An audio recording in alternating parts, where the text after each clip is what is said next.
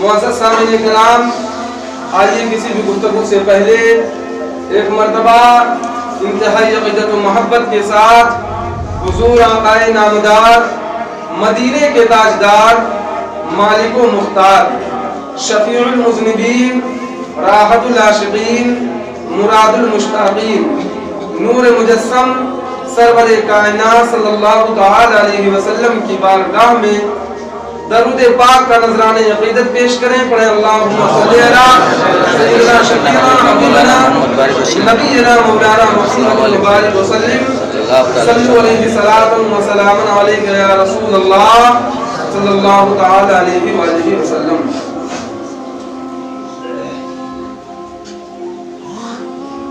محترم حضرات،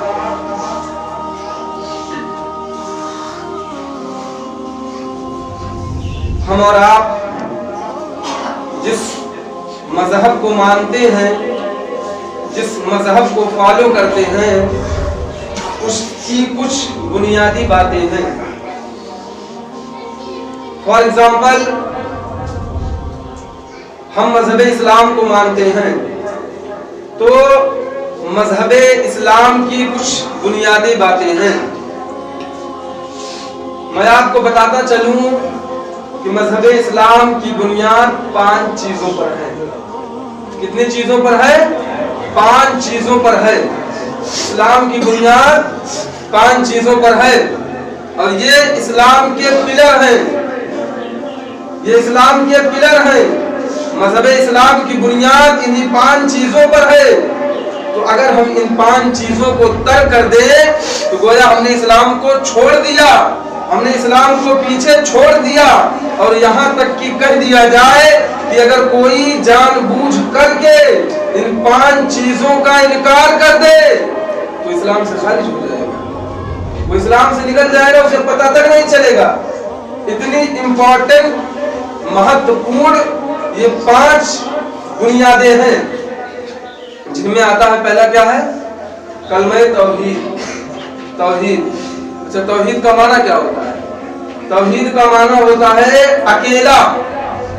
توحید کا معنی اکیلا، لیکن جب اس کی ویاخیا کی جائے تو اس کو یوں سمجھا جائے کہ توحید یہ ہے کہ اللہ تبارک و تعالیٰ کو ایک جانا جائے اور اس کے سوا کسی کو عبادت کے لائق نہ سمجھا جائے، اور حضور رسول کائنات صلی اللہ تعالی علیہ وسلم کو اللہ کا آخری نبی تسلیم کیا جائے۔ یہ توحید ہے، اللہ کو ایک ماننا اور نبی کریم صلی اللہ تعالی علیہ وسلم کو اللہ کا آخری نبی ماننا، یہ توحید ہے۔ اور توحید کے بعد آتا ہے نماز، روزہ نہیں روزہ، حج، زکوٰۃ اور توحید۔ 5 چیزیں ہو گئی۔ توحید یعنی جب ہم نے مذہب اسلام کو مان لیا، جب ہم نے اللہ کو ایک مان لیا، حضور نبی رحمت کو اللہ کا آخری نبی تسلیم کر لیا، تو اب ہمارے لیے کیا ضروری ہے؟ اس کے بعد جو مرتبہ آتا ہے وہ نماز کا مرتبہ آتا ہے کہ جب آپ نے اللہ کو ایک مان لیا اور نبی آخر الزمان کو اللہ کا نبی تسلیم کر لیا، تو آپ کے لیے سب سے امپورٹنٹ جو ہے، سب سے بیش قیمتی چیز یہ ہے کہ آپ نمازوں کی پابندی کریں۔ اس لیے کہ روزے سے بھی بڑی عبادت، حج سے بھی بڑی عبادت، زکوٰۃ سے بھی بڑی عبادت اگر کوئی عبادت ہے تو وہ نماز ہے، جسے ہم اور آپ بڑی آسانی سے ترک کرتے ہوئے نظر آتے ہیں۔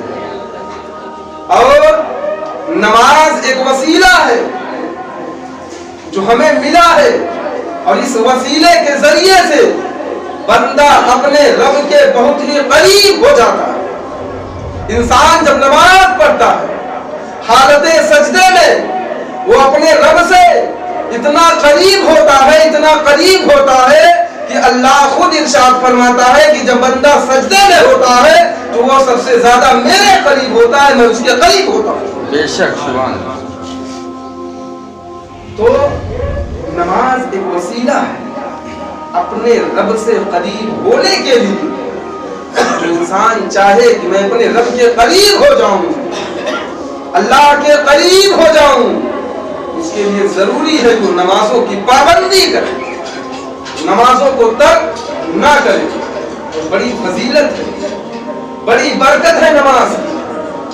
جب انسان نماز کی پابندی کرتا رہتا ہے اس کے گناہ تو جھڑتے ہی رہتے ہیں، اس کے گناہ جھڑتے ہی رہتے ہیں، اور تو اور لوگوں کے دلوں میں اللہ اس کی محبت ڈال دیتا ہے، لوگ اس کا احترام کرتے ہیں کہ یہ نمازی شخص ہے، یہ نمازوں کی پابندی کرتا ہے۔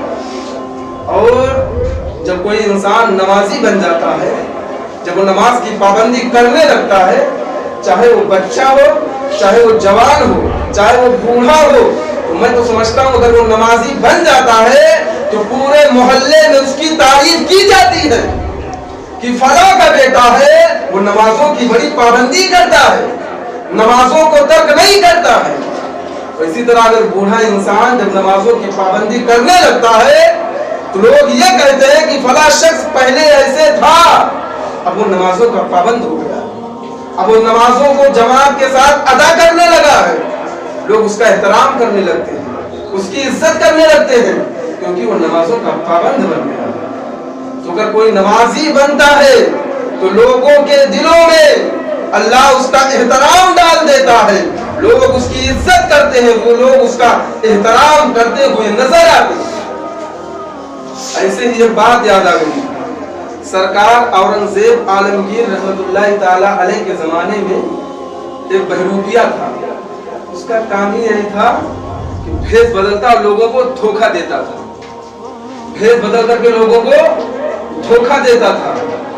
دفعہ اسے بھیس بدل کر کے اورنگزیب عالمگیر رحمت اللہ تعالی علیہ کی بارگاہ میں پہنچا ہے، اور اورنگزیب نے پہچان لیا، کہا کہ تو وہی بہروپیہ ہے، پھر وہ واپس ہو گیا، اور کچھ دنوں کے بعد پھر آیا، پھر سرکار اورنگزیب عالمگیر رحمت اللہ تعالی علیہ سے پہچان گئی، تیسری مرتبہ پھر وہ بھیس بدل کر کے کچھ دن کے بعد آیا، اور اورنگزیب عالمگیر رحمت اللہ تعالی علیہ نے اسے پہچان لیا کہ تو وہی بہروپیہ ہے۔ تو اورنگزیب عالمگیر رحمت اللہ تعالی علیہ نے ارشاد فرمایا اس سے کہ اے بہروپیہ، اگر تو مجھے دھوکہ دے دے تو میں تجھے منہ مانگا انعام دے دوں گا، جو تو کہے گا میں تجھے دے دوں گا۔ وہ بہروپیہ تھا، اس کا کام ہی یہی تھا بھیس بدل کر کے دھوکہ دینا۔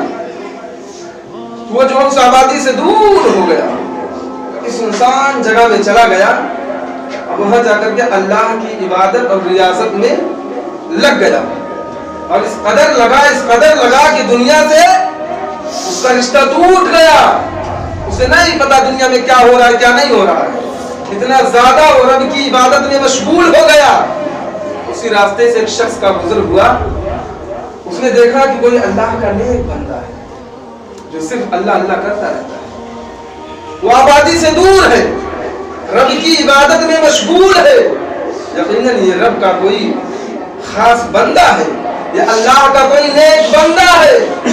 اور یہ بات جب پھیلنے لگی تو پہلے محلے والے، گاؤں دیہات والے اسے دیکھنے کے لیے آتے تھے کہ ابھی یہیں پر کیا کہتے ہیں خبر مل جائے کہ کوئی اللہ کا ولی جو ہے ماجھے میں 10 سال سے اللہ کی عبادت کر رہا ہے، تو کوئی بچے گا جو اسے دیکھنے نہ جائے؟ سب سے پہلے ہم کود کر کے جائیں گے کہ ہم دیکھیں ایسا اللہ کا کون سا نیک بندہ آ گیا ہے جو آبادی سے دور ماجھے میں 10 سال سے اللہ کی عبادت کر رہا ہے۔ کوشش کروں گا جاؤں اس کے ہاتھ چوموں، اس کے پیروں کو چوموں، کچھ فیوز و برکات اس سے حاصل کروں۔ یہی معاملہ تھا، لوگ جو ہے آبادی کے لوگ آتے رہے، وہ کسی کو گھاس نہیں ڈالتا تھا، جو آ رہا ہے آتا جاتا اس سے کوئی فرق نہیں پڑتا تھا، وہ اس قدر اللہ کی عبادت میں مشغول تھا، کون آ رہا ہے کون جا رہا ہے اس سے کوئی مطلب نہیں رہتا تھا۔ پھر یہ خبر پھیل گئی، پہلے دیہات والے پھر شہروں سے لوگ آنے لگے اس سے ملنے کے لیے، اور جب خبر زیادہ پھیل گئی تو یہ خبر پہنچی اورنگزیب عالمگیر رحمت اللہ تعالی علیہ کے پاس، اور جب آپ کو علم ہوا اورنگزیب عالمگیر رحمت اللہ تعالی علیہ کو کہ کوئی اللہ کا نیک بندہ ہے جو کئی سالوں سے اللہ کی عبادت میں مشغول ہے، تو آپ نے سپاہیوں کو حکم دیا کہ سواری وغیرہ تیار کیا جائے، چلو چل کر کے اس اللہ کے نیک بندے سے ملاقات کی جائے۔ اور جب سرکار اورنگزیب عالمگیر رحمت اللہ تعالی علیہ اپنے قافلے کے ساتھ وہاں پہنچتے ہیں، جب اس کے قریب جاتے ہیں تو اس نے جب دیکھا کہ وقت کا بادشاہ औरंगजेब आलमगीर रहमतुल्लाह ताला अलैह आ रहे हैं और जब करीब पहुंच गए उसने बैठने का इशारा किया।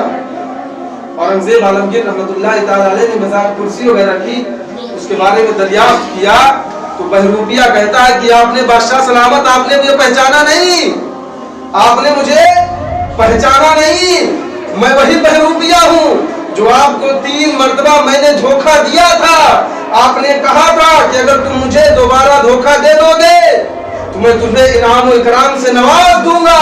औरंगजेब आलमगीर रहमतुल्लाह ताला अलैह शर्मिंदा हो गए और आपने फरमाया, ऐ बहरूपिया यकीनन तूने मुझे धोखा दे दिया, बता तुझे क्या इनाम चाहिए। इतना सुनना था तो वो जो बहरूपिया था उसने कहा, बादशाह सलामत, जब मैं झूठे तौर पर अल्लाह की इबादत करता रहा, इस कदर अल्लाह की इबादत करता रहा, अल्लाह ने लोगों के दिलों को मेरी तरफ फेर दिया, यहाँ तक कि पहले देहात के लोग आते रहे, फिर शहरों से लोग मुझसे मिलने के लिए आते रहे, यहाँ तक कि वक्त का बादशाह भी मुझसे मिलने के लिए आ गया। अगर मैं सच्चे तौर पर उस रब की इबादत करता तो अल्लाह मुझे किस मकाम से, किस बुलंदी से नवाज देता। इतना कहता हुआ बहरूपिया अपने कपड़ों को फाड़ता हुआ जंगल की तरफ भाग गया और कहा कि मुझे इनाम इकराम की जरूरत नहीं है, मेरा दिल अल्लाह से लग गया है, अब मुझे दुनियादारी से कोई मतलब नहीं है। असीज़ान मिल्लत इस्लामिया, कहने का मतलब ये, जब इंसान अल्लाह की इबादत में मशगूल होता है तो अल्लाह लोगों के दिलों को उसकी तरफ फेर देता है, लोगों के दिलों में उसकी इज्जत बढ़ जाती है, उसकी ताजीम बढ़ जाती है, लोग एहतराम करने लगते हैं। अभी कोई नमाजी शख्स हो जो 5 वक्त की नमाजों की पाबंदी करता हो और एक ऐसा आदमी हो जो नमाज ना पढ़ता हो, तो जब नमाजी शख्स जो है बेनमाजी के पास पहुंचेगा ना, तो बेनमाजी अगरचे है लेकिन फिर भी वो नमाजी इंसान की ताजीम करता हुआ जरूर नजर आएगा, उसकी इज्जत करेगा क्योंकि ये नमाजों की पाबंदी करता है, नमाजों का एहतमाम करता है, नमाजों को तर्क नहीं करता है। लेकिन ये तो सिक्के का एक पहलू हो गया अज़ीज़ान मिल्लत इस्लामिया कि अगर हम नमाजों की पाबंदी करें तो अल्लाह इस मकाम से नवाजता है, लेकिन आइए सिक्के के 2 पहलू को देखिए। हमारे अकाबिर ने फरमाया है कि अगर बेनमाजी जो जानबूझ करके नमाजों को तर्क करता है, नमाजों को छोड़ देता है, अगर उसका इंतकाल हो जाए तो उसे मुसलमानों के कब्रिस्तान में जगह मत दो।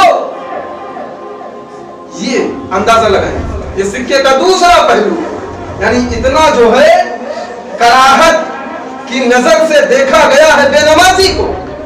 और मैंने तो जगह पढ़ा था कि अगर कोई शख्स हो वो रास्ते से जा रहा हो और उसी रास्ते में एक तरफ जानवर कुत्ता हो और वो गंदगी से लिपटा हुआ हो और दूसरी तरफ एक बेनमाजी शख्स हो जो जानबूझ करके अपनी नमाजों को तर्क कर देता हो, नमाजों को छोड़ देता हो, तो वो नमाजी शख्स जो उधर से गुजर रहा है, अगर ऐसा कोई मौका आ जाए कि उसे इधर या उधर जाना पड़े तो उसके लिए बेहतर ये है कि वो इंसान की तरफ ना जाए जो बेनमाजी है, बल्कि उस कुत्ते की तरफ चला जाए जिसके जिस्म पर गंदगी लगी है, इसलिए कि अगर वो उस कुत्ते की तरफ जाएगा तो वो गंदगी उसके जिस्म पर लगेगी, उसके कपड़े पर धूल लगेगी, धुल लेगा तो साफ हो जाएगी। लेकिन अगर बेनमाजी की तरफ चला गया और उसकी नहूसत की वजह से उसका असर उस पर पड़ गया तो उसकी भी जिंदगी तबाह बर्बाद हो जाएगी। इतनी कराहियत से देखा गया है जानबूझ करके नमाज तर्क करने वाले को। अच्छा, सहाबा कराम जो थे उनका पहचानने का ये मेयार था कि अगर कोई नमाज पढ़ रहा है तो समझ जाते कि मोमिन है, नमाज नहीं पढ़ता समझ जाते मोमिन नहीं। और अगर कोई 1-2 मरतबा नमाज 1-2 टाइम का नमाज वक्त का नमाज छोड़ देता तो लोग अचंभे में पड़ जाते कि मोमिन है कि मुनाफिक हो गया है, ये मोमिन बचा है कि खत्म हो गया इसका, सिर्फ 1 वक्त या 2 वक्त की नमाज को तर्क कर देता तो। और अगर आज हम अपना मुहासबा करें कि हम कहाँ खड़े हैं, नमाजों से हमारी कितनी दिलचस्पी है, सिर्फ इतनी दिलचस्पी है कि हफ्ते में 1 दिन आए और 2 रकात पढ़ करके बिल्कुल चले जाए, इससे ज्यादा हमें दिलचस्पी नहीं। बस आखिरी रिवायत बयान कर दूं, बस गुफ्तगू को खत्म करता हूं। جو بے نمازی ہوتا ہے, جو نمازوں کو جان بوجھ کر کے ترک کرتا ہے, جب اس کے موت کا وقت آتا ہے, آقا ارشاد فرماتے ہیں کہ بھوکا مرتا ہے, اسے بھوک کی شدت تڑپاتی ہے اور اسی بھوک کی شدت میں اس کو موت واقع ہوتی ہے. وہ زبان سے بول نہیں پاتا ہے, اسے بھوک لگی ہوتی ہے, وہ زبان سے بول نہیں پاتا ہے.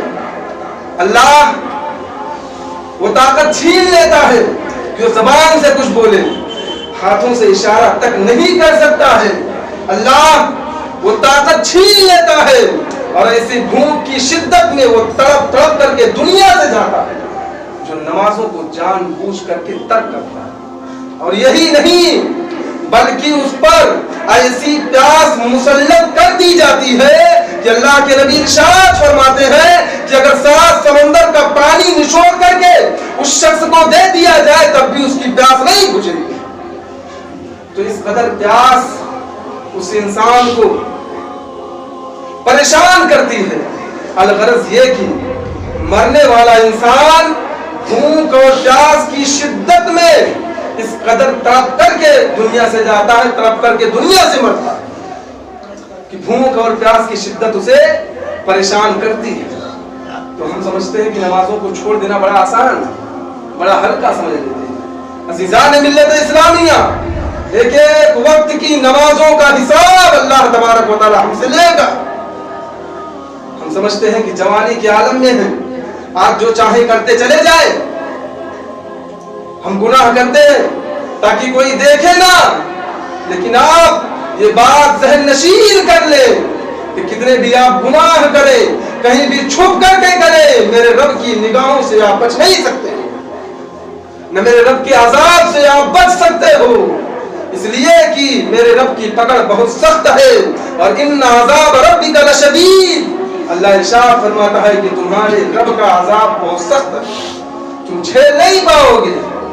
دنیا کی گرمی تو ہم برداشت نہیں کر پاتے ہیں, میدان قیامت کی گرمی کو ہم کیسے برداشت کریں گے. لہذا نماز کو جان بوجھ کر کے ترک کرنے والوں عقل کے ناخن لو اور اپنے گناہوں سے توبہ کرو اور اپنے رب کی عبادت میں لگ جاؤ.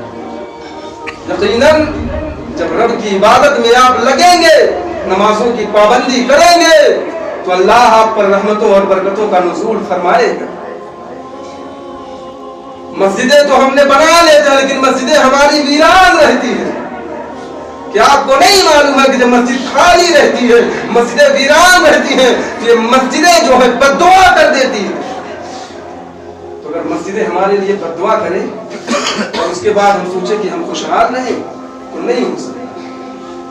مسجدیں اللہ کی بارگاہ میں یہ عریضہ پیش کریں گی قیامت کے دن, مولا یہ وہ لوگ ہیں جو مسجد تو بنا لیے تھے لیکن مجھے بھوکا رکھتے تھے. اللہ ارشاد فرمائے گا تمہارا پیٹ کیسے بھرتا. تو مسجد اللہ کی بارگاہ میں عرض کریں گی مولا اگر یہ لوگ آ کر کے جماعت کے ساتھ سب بنا کر کے نماز ادا کر لیتے تو میرا پیٹ بھر جاتا. تو نمازوں کو, مسجدوں کو ویران چھوڑنا بند کر دیا جائے, نمازوں کی پابندی کی جائے, یہ ہمارے لیے بہت ضروری ہے. اور ایک چیز آپ کو بتانا چلوں, جب انسان مر جاتا ہے اور اسے لے جا کر کے قبر میں رکھا جاتا ہے تو قبریں اس کو دونوں طرف سے دباتی ہیں, قبریں اس کو دونوں طرف سے دباتی ہیں, یہاں تک کہ جو گنہگار ہے, جو نمازوں کو ترک کرتا ہے, اس طرح قبریں دبائیں گی کہ ایک پسلی دوسرے پسلی سے جا کر کے مل جائے. اچھا ایک بات یہ بھی ہے, قبریں دبائیں گے سب کو, چاہے وہ نیکو ہو, نیکوکار ہو, چاہے وہ بدکار ہو. البتہ دبانے میں فرق یہ ہے کہ جو اللہ کے نیک بندے ہیں ان کو دوسری طرح قبر دبائے گی, اور جو گناہوں میں ملوث ہیں, بدکار ہیں, ان کو قبریں اس طرح دبائیں گی کہ ایک پسلی دوسرے پسلی سے مل جائے گی.